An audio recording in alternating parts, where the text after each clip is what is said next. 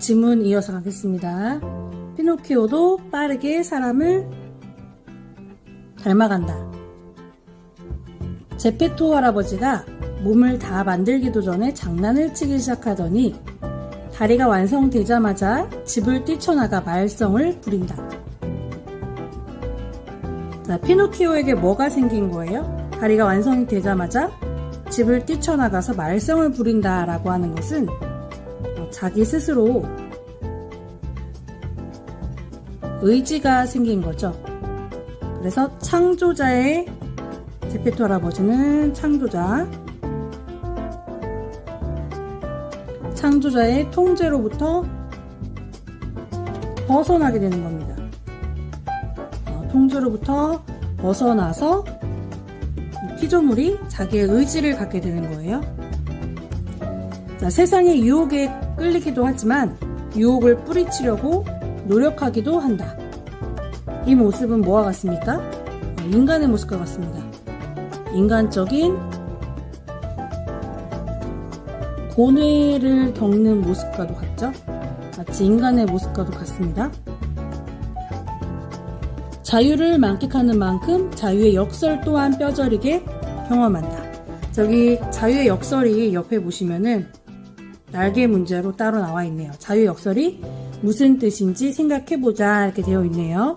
자유의 역설이라고 하는 단어가 무슨 의미인지 한번 우리가 생각을 해보도록 하겠습니다. 자, 자유라고 하는 단어는 긍정적인 의미를 가지고 있고 역설이라고 했어요. 그러니까 다른 말로 하면 모순입니다. 플러스 개념과 마이너스 개념이 함께 의미를 하고 있다 라고 생각을 하셔야 돼요. 그럼 플러스 개념은 뭐냐면 자, 여기에서 우리 피노키오가 다리가 완성되자마자 집을 뛰쳐나갑니다. 자유의지가 생긴 거예요. 자유의지를 갖게 된 거죠. 피노키오에게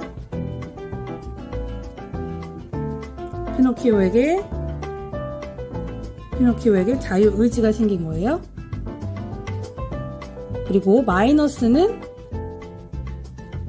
자유의지가 생겼지만 욕심이 지나쳐서 자기의 몸을 상하게 하기도 하고 많은 실수를 겪기도 합니다. 몸을 상하게 하기도 하고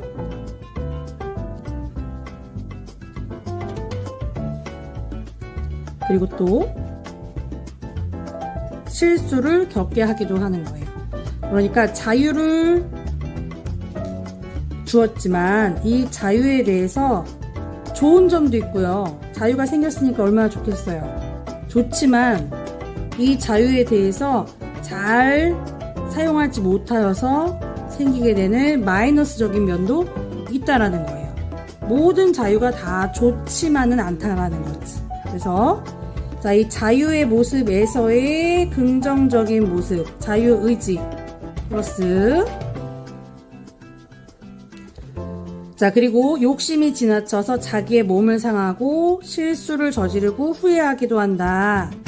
여기는 마이너스. 그래서 자유의 역설, 이 플러스와 마이너스를 묶어가지고 뭐라고 했냐면요. 자유의 역설이라고 하는 표현을 했습니다. 자, 이 두 가지를 함께 묶었어요. 대비관계라고도 할 수 있겠네요. 서로 반대되는 개념을 함께 묶었습니다. 자, 보통 사람들처럼 희망의 기만만큼이나 고뇌의 결실 또한 체험한다. 무엇보다 늘었다 줄었다 하는 자신의 코처럼 거짓과 진실 사이에서 갈등한다.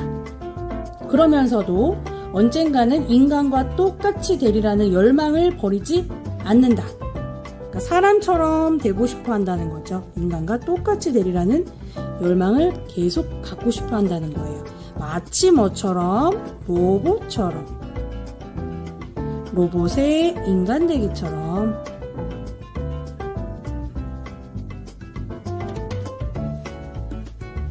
우리 로봇이 항상 인간 되기를 꿈꾸는 것과 같다라는 거예요.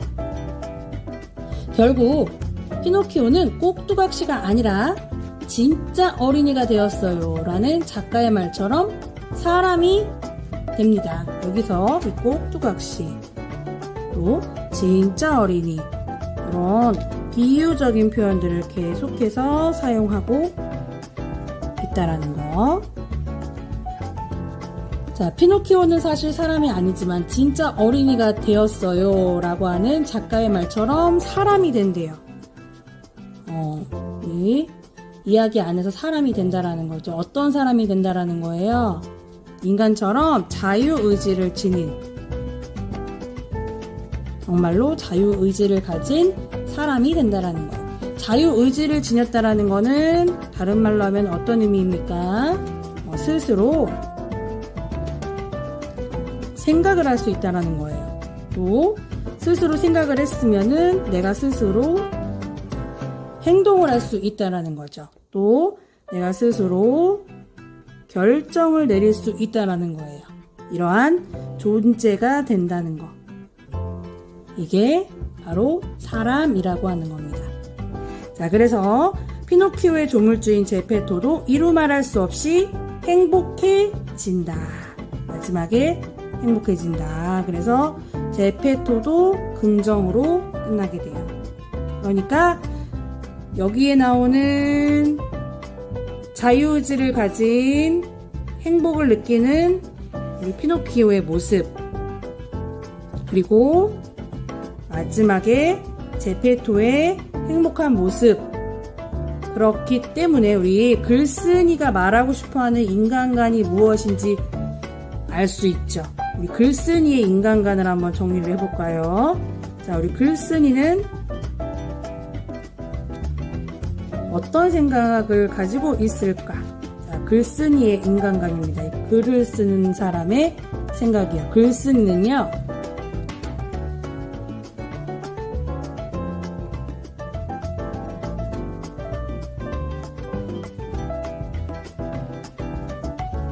사람이란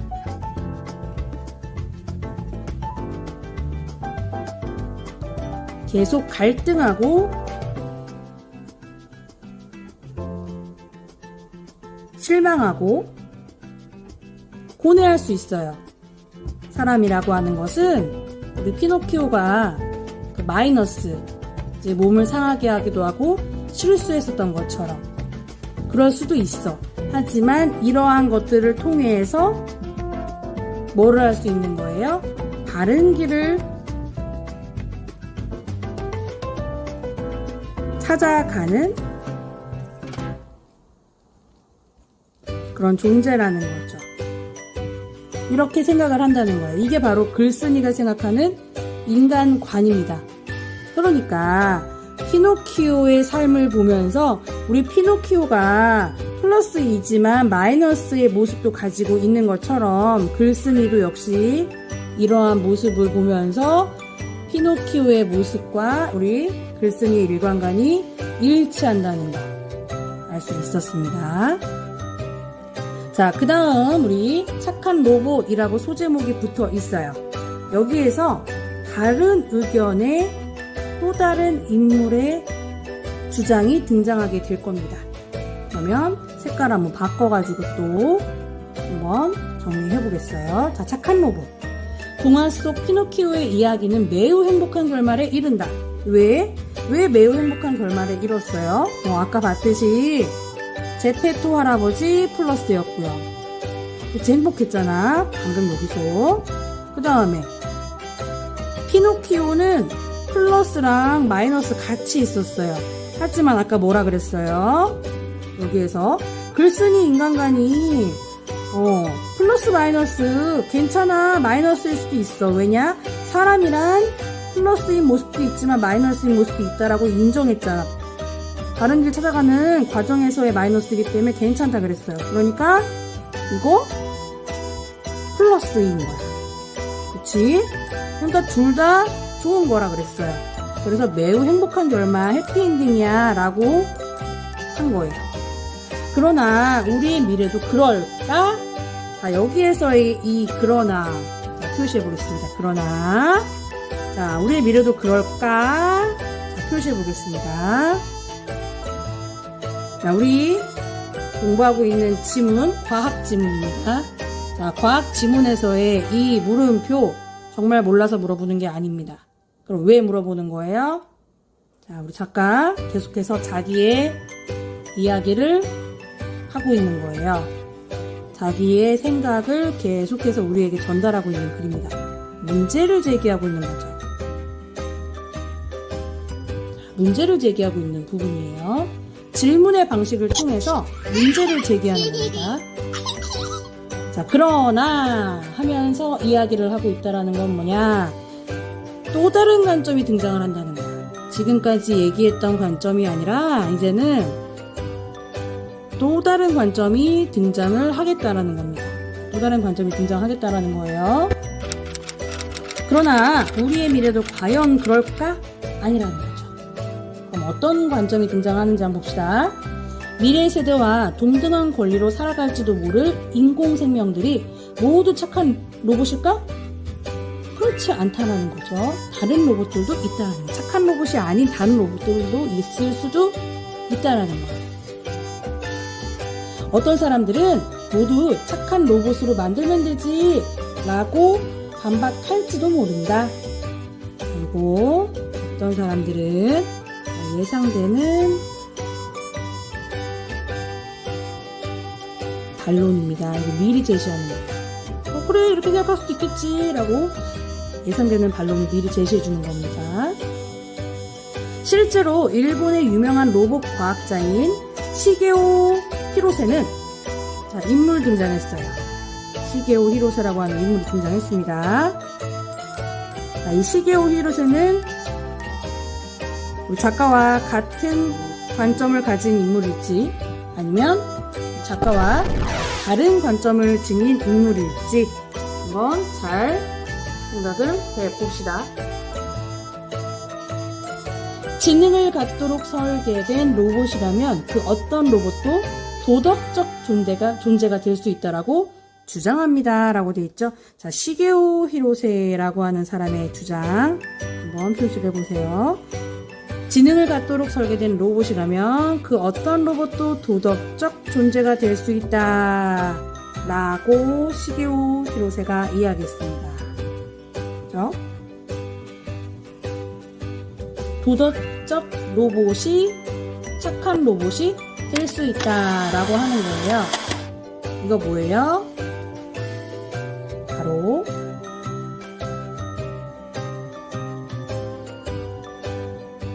작가와 반대 관점의 생각을 가진 인물이 등장을 했습니다. 바로 예상되는 반론이 등장하는 거예요. 그 예입니다. 시게오 히로세가 그 반론의 주인공이었어요. 무엇보다 로봇은 생물학적 생존을 위해 투쟁할 필요가 없으므로 하면서 이제 그 이유를 얘기하는 거예요. 이 주장에 대한 이유를 바로 얘기하는 거죠. 당연하지. 왠지 이해가 되셔요? 이해돼야 돼. 생물학적 생존, 살기 위해 투쟁할 필요가 없대. 당연하죠. 우리 인간은, 우리 생물들은 살기 위해 투쟁해야 돼. 살아야 되니까. 근데 로봇은 그럴 필요가 없어. 왜? 생존할 필요가 없어요. 로봇은 살고 죽는 게 아니야. 로봇은 그냥 기계야. 그렇기 때문에 살기 위해 노력할 필요가 없어. 그는 예의 바르고 똑똑하고 심지어 성인 같은 로봇을 만들 수 있다고 주장한다. 다음 페이지. 자, 이는 인간을 해치지 않을 로봇을 염두에 둔 것이다. 이처럼 로봇이 이기적이거나 인간으로부터 완전히 독립적인 존재가 될까 염려하는 것은 결국 인간을 위한 로봇이라는 개념을 전제하기 때문이다. 자, 인간을 위한 로봇. 무슨 의미인지 이해가 되십니까? 인간을 위한 로봇. 한번 정리를 한번 해보도록 하겠습니다. 우리 히로세의 생각이에요. 히로세는 뭐라고 이야기를 하고 있느냐? 히로세가 생각하는 도덕적인 그런 존재. 뭐라고 했어요? 착한 로봇이란 로봇. 로봇이 착할 수가 있대. 히로셀 생각이야. 자, 히로셀. 누구 입장에서? 인간의 입장에서 생각이에요. 자, 착하려면 어떻게 착해야 되는 거예요?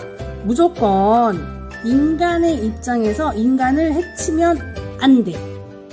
그쵸? 해치지 않는다는 거는 뭡니까? 인간에게 위해를 가하지 않는다. 인간을 해치면 안 된다. 인간을 해치지 않는 존재다. 라는 거예요. 또 인간을 해치지 않는다 라는 거는 무엇을 의미하는 거냐? 인간이 통제 가능한 그런 로봇이다 라는 거죠.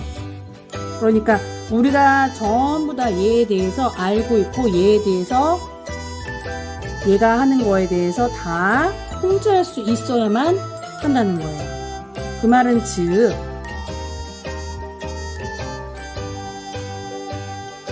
종속적인 존재가 돼야 된다는 거예요. 로봇 자체가.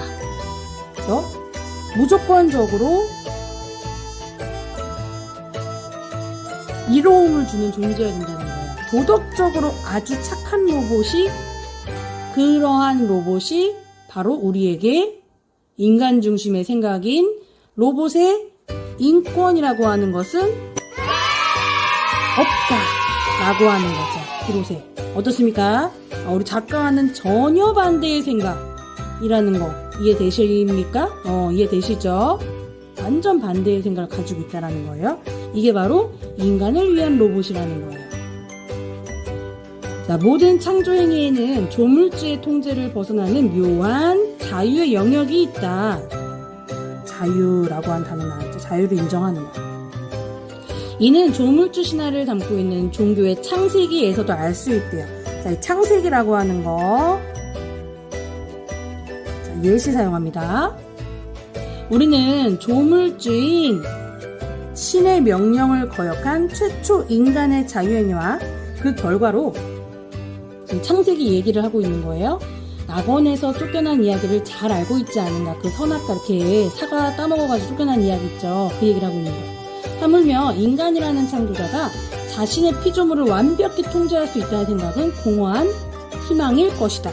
왜 공허한 희망이라는 거야? 이게 무슨 말이에요? 통제할 수 없다라는 거죠. 이게 무슨 생각이야? 통제 안 돼 라는 거야. 글쓴이 생각이야. 이거는 글쓴이의 로봇과는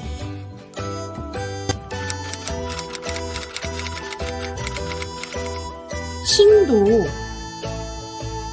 인간을 만들 때, 그치? 신이 인간을 만들 때 그 인간이 선악과를 따먹어가지고 그 피조물의 자유 영역을 인정했습니다. 그쵸? 완벽한 통제는 있을 수 없다라는 거예요. 완벽한 통제는 불가능해요. 그것처럼 우리 인간도 로봇을 만들었어요.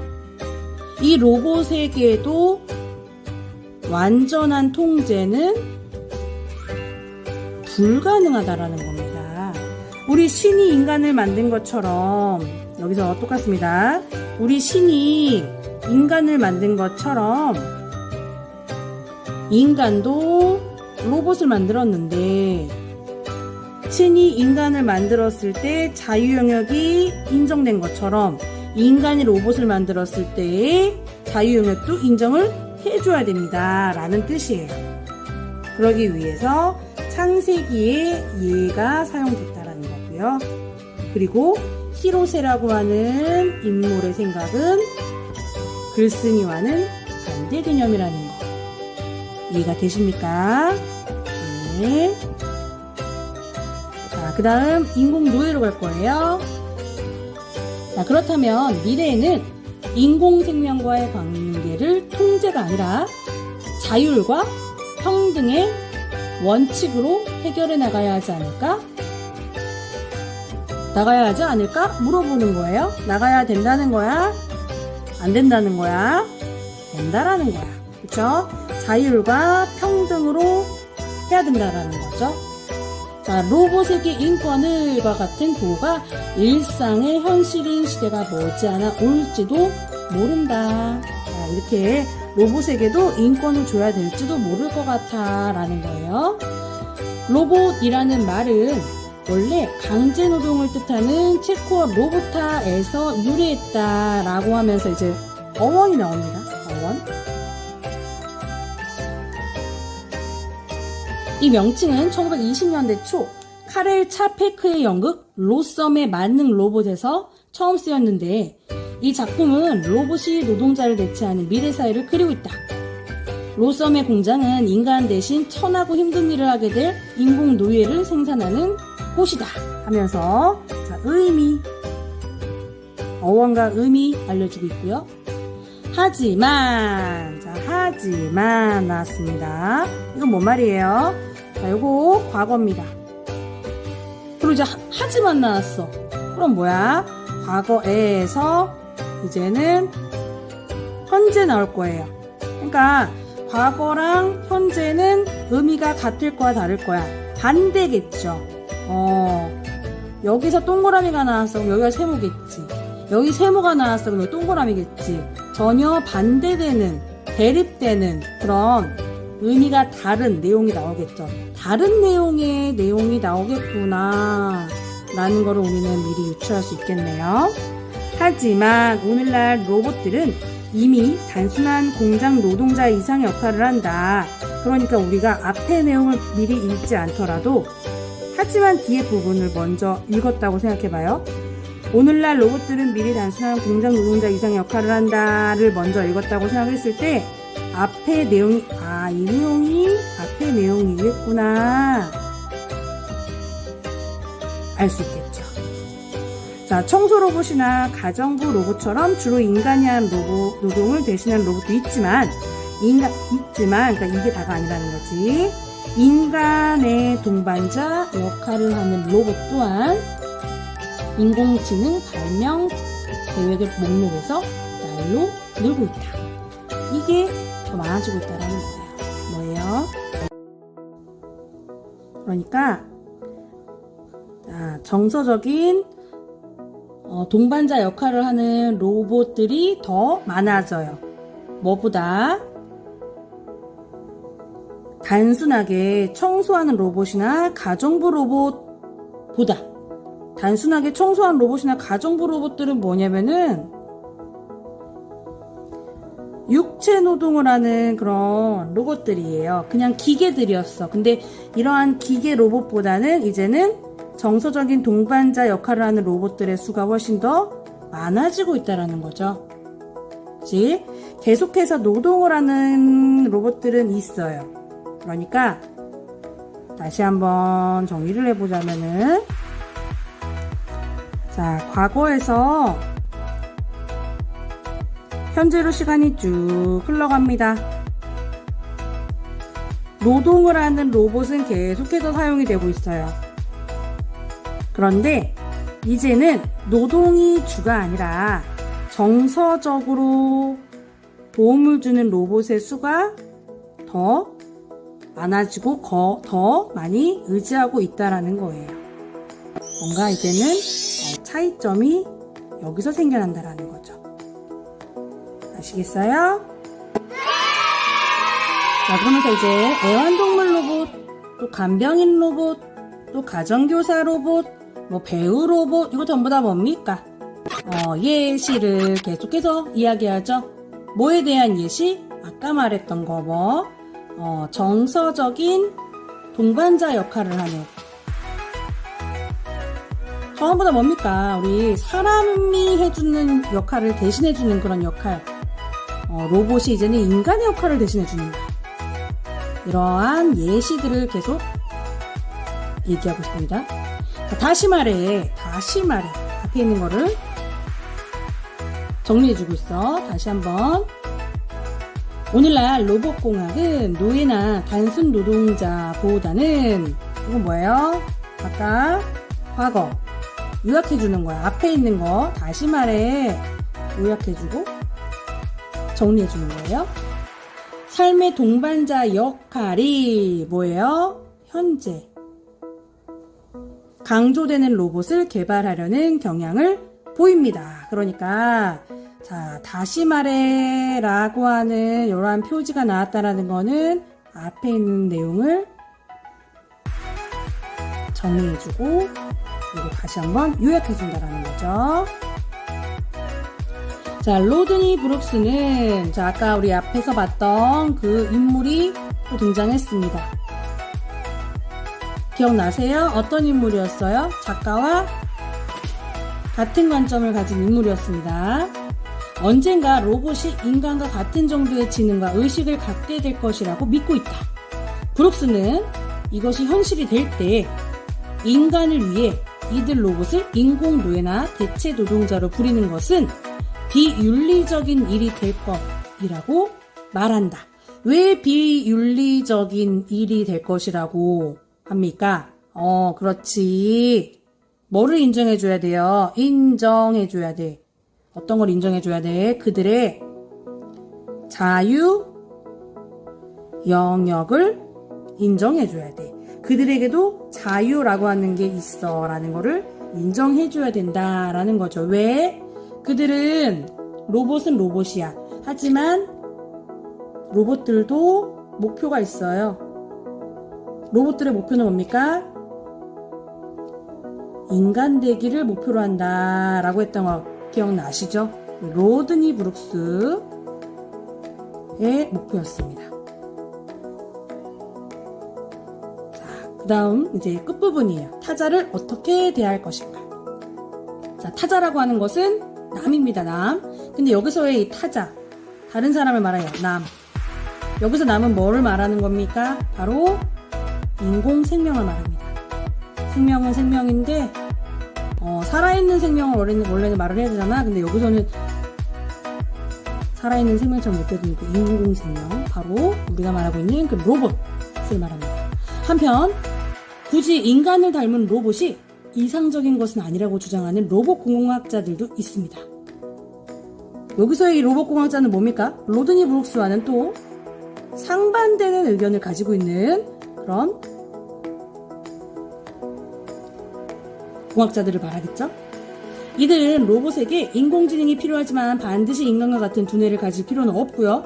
인간의 두뇌와는 또 완전히 다른 회로 구조를 통해 매우 지능적으로 행동하는 로봇을 만들 수 있다는 전제 아래 연구를 계속하고 있다. 이런 로봇은 어쩌면 지구에서 만들어진 일종의 지능적인 외계인과 같을 것이다. 그러니까 뭐예요? 인간과는 차별된 사람들일 것이다 라고. 사람은 아니야, 그치? 왜냐면 우리 로드니 브룩스는 인간으로 인정을 해줘야 된다, 자유 영역을 인정해줘야 된다라고 했지만 이러한 로봇 공학자들은 아니야, 얘네는 절대 인간이 될 수 없어. 이들은 인간의 두뇌와는 전혀 다른 구조의 사고 구조를 지닐 것이야. 인간과는 차별될 것이야 라고 얘기를 한다는 거야. 인간과는 차별된 사고 구조를 가지게 될 것이야. 그들은 지능적인 면에서 인간보다 못할 수 있지만 더 뛰어날 수도 있겠죠. 그러니까 이제 또 새로운 그런 주장을 펼치는 거예요. 로봇 공학자들 역시 우리 인간에게 윤리적 난제를 제기할 것이다. 또 어려운 문제를 또 제기할 수도 있다는 거예요. 그들과 연관해서는 로봇에게 인권을 인정할 것인가, 인간과 유사하다는 또 생각이 있을 수도 있으니까 하는 문제보다는 로봇에게 그에 합당한 권리, 우리 이제는 로봇은 또 인간이 아니니까 로봇권은 어떻게 인정할 것인가 하는 문제가 떠오를 것이기 때문이다. 뭐냐? 여기서 봤듯이 인간과 차별되니까 이제 이들의 주장은 로봇권이 있는 거예요. 따라서 이것은 우리에게 새로운 타자라는 철학적인 과제를 던질 것이다. 이는 결국 인간의 정체성과 인간 존재론에 대한 성찰과 맞물린다 하면서 이제 인간 정체성 또 인간 존재론에 대한 성찰과 맞물린다 하면서 우리가 지금까지 고민을 했지만 지금 고민과는 달리 또 다른 새로운 고민이 또 생길 수도 있다 라고 하면서 새로운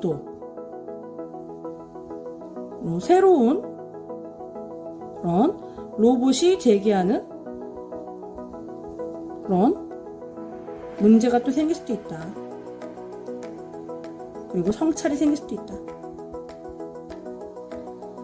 하는 거죠. 우리의 이런 고민과 우리의 문제점들이 끝나지 않을 수도 있다 하면서 이제 과제를 제시하는 거야. 글을 끝내면서 철학적 과제를 주는 거야. 됐습니까? 이런 철학적 과제는 지금의 청소년이 장년이 되어서 여러 전문 분야에서 주도적 역할을 할 때쯤에는 이미 새로운 문제가 아닐 것이다. 이제 우리는 로봇들이 우리에게 제대로 봉사할 준비가 되어 있는 거, 묻는 거 이상으로 우리가 받아들일 준비가 되어 있는지 한번 생각을 해봐야 할 것이다. 라고 하는 거죠. 그러니까 이제 로봇에 대해서 더 이상 우리가 이렇다 저렇다 고민만 해야 된다. 이렇다 저렇다 이렇게 결정만 내려야 된다. 라고 하는 게 아니라 너무 우리 생활 안에 로봇이라고 하는 존재가 깊이 들어가 있기 때문에 우리의 생각이 여기서 그치면 안 된다라는 거예요. 자, 그러면서 작가는 뭐라고 하느냐. 자, 기억나시죠? 이거 과학 지문만으로 이루어져 있는 게 아니라 요 철학 지문입니다. 그래서 과학에 대한 설명 그리고 로봇에 대한 설명으로만 그치면 이게 과학으로 분야가 되어 있겠지만 과학으로만 되어 있는 게 아니에요. 작가가 말하고자 하는 게 끝부분에 주장으로 펼쳐질 거죠. 자, 이 글의 종류가 뭐냐면 이 글의 종류는 바로 논설문이에요. 논리적으로 설득을 할 겁니다. 마지막 부분에 자기의 뭔가 주장이 등장을 할 겁니다. 보겠습니다. 피노키오의 모험의 주인공은 제목에 있는 대로 말썽꾸러기 인형 피노키오이다. 그런데 콜로디의 동화에서 피노키오의 이야기를 따라가면서 함께 관찰할 수 있는 것은 피노키오를 창조한 제페토 태도이다. 제페토는 언제나 자신의 피조물을 이거를 얘기하고 싶었던 거예요. 지금까지. 로봇에 대한 걸 얘기하면서 작가는 이야기를 하고 싶었나 봅니다. 배려하고 그를 위해 희생하며 그가 아무리 말썽을 피우더라도 받아들일 준비가 되어 있다. 제페토의 태도를 한마디로 표현하면 인내이다. 그러니까 제페토가 창조자죠. 이 창조자가 피조물에게 보였던 태도. 이 피노키오는 그의 피조물에게 보였던 태도는요. 배려였고요. 또 희생이었고요. 또 인내였습니다. 태도, 이야기를 하고 싶었어요. 자, 인간과 새로운 타자로서 로봇은 무엇보다도 서로 인내하는 것을 배워야 할지 모른다. 이 이야기를 또 하고 싶었던 거예요. 다시 또 인내가 나옵니다. 자, 인간과 새로운 타자로서의 로봇. 그러니까 우리 인간과 함께 살아가는 다른 사람으로서 사람과 함께 살아가는 다른 인물로서의 로봇은 그러니까 로봇이 하나의 존재라고 바라보는 거예요. 로봇이 그냥 하나의 기계가 아니라 하나의 차가운 기계로서의 존재가 아니라 하나의 함께 살아가는 존재로서 우리는 인내라는 것을 가져야 된다라는 거죠. 우리 인간은 로봇에게 인내를 가지고서 대해야 된다. 대하는 지금 태도를 알려주고 싶었던 거예요. 피노키오의 모험담도 흥미롭지만 그와 함께하는 제페토의 태도 또한 우리에게 진지하게 생각할 거리를 제공한다. 이제 이미 현재인 미래의 과제에 대해 미리 생각해둔다는 자세로 피노키오의 모험을 꼼꼼히 읽어보지 않겠는가 하면서 마지막에 않겠는가? 뭐요? 의문형으로 끝내고 있습니다.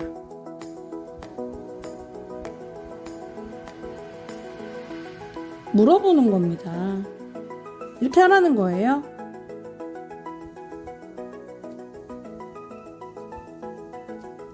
이렇게 합시다 라는 거예요. 참여랑 관심을 유발하고 있어요. 관심을 유도하는 거죠. 그러니까 지금 현재 우리 시대가 너무나도 많이 발전을 하고 있는데 이렇게 많은 로봇공학이 발전하고 있죠. 또 우리 인간과 또 인공적인 그런 생명, 이 모든 것들을 둘러싼 관계에 대해서 한번 진지하게 고민을 해보라는 거예요. 어떻게 할 것인지. 여기서의 가져야 되는 태도는 뭡니까? 인내해야 한다. 서로가 서로에게 배려라는 것을 해야 한다. 라는 거예요. 아까 봤듯이 서로의 그 자유의지도 인정을 해줘야 된다는 거죠. 인간 존재 자체의 성찰을 해야 한다는 겁니다. 그래서 지금 보면은 이 안에서 계속해서 예시라는 것, 예시를 다양하게 많이 사용을 했어요. 왜 이렇게 예시를 많이 사용했습니까? 특히 어떤 예시를 사용했어요? 피노키오라고 하는 우리에게 익숙한 동화 이야기를 계속해서 사용을 했습니다. 그래서 이게 분야가 철학이에요. 그쵸? 철학이고요. 지금 제재를 과학이라고 하는 로봇이라고 하는 것을 사용을 했기 때문에 이 철학이랑 그다음에 과학 그리고 로봇에 관련되어 있는 다소 딱딱하고 어렵게 느낄 수 있는 주제이기 때문에 이거를 쉽게 다가설 수 있게 예시를 많이 설명을 했다라는 거예요. 그리고 자, 인용을 합니다. 우리 다양한 과학자들의 이야기를 계속해서 인용했죠. 왜? 자신이 하는 그 주장에 대해서 이야기를 하기 위해서 인용을 합니다. 그래서 이 주장한다는 건 뭐냐면요. 앞으로 우리 미래 사회가 어떻게 펼쳐나갈 건지, 우리 미래 사회에서 어떠한 문제점이 생겨나갈 건지를 한번 생각해보라는 의도였어요. 문제점들을 한번 미리 생각해보라는 거. 미리 제기하는 겁니다. 생겨날 문제점에 대해서 함께 얘기를 해보는 거죠. 또 인간의 태도, 우리 인간이 로봇을 대할 때 어떤 태도를 가지고 대해야 될 것인지 이거에 대해서 계속해서 강조를 하고 있죠. 어떻게 대할 것 같아요, 여러분들은? 로봇에 대한 생각들이 조금씩 다 바뀐 것 같습니다. 그냥 차가운 생명체나 기계라는 생각에서 조금은 좀 변한 것 같습니다. 그렇죠? 그래서 그냥 인간이 하기 힘든 일을 대신하는 존재라고만 생각을 했었는데 원래 그냥 뭐 기계적으로 힘든 일을 반복하는 존재라고만 생각을 하고 뭐 힘을 가진 존재, 전쟁을 대신해주는 존재, 공장에서 기계적인 일만 반복적으로 하는 존재라고만 생각을 했었는데 그게 아니라 우리 로봇에게도 정서라는 것, 또 자유라는 게 있구나. 그리고 인간에게도 이렇게 함께 할 수 있는 배려와 또 함께 할 수 있는 그런 인내심과 또 함께 할 수 있는 이런 미래가 있을 수도 있겠구나. 그런 가능성도 함께 생각해 볼 수 있는 시간이었던 것 같습니다. 그러면 우리 다양한 분야의 글 읽기 로봇과 관련되어 있었던 철학 지문을 함께 공부해 보았습니다. 학습활동 한 번씩 다 풀어보시고요. 자날자 노트 꼭 정리해 보시고요. 이번 시간 이것으로 마치겠습니다. 안녕!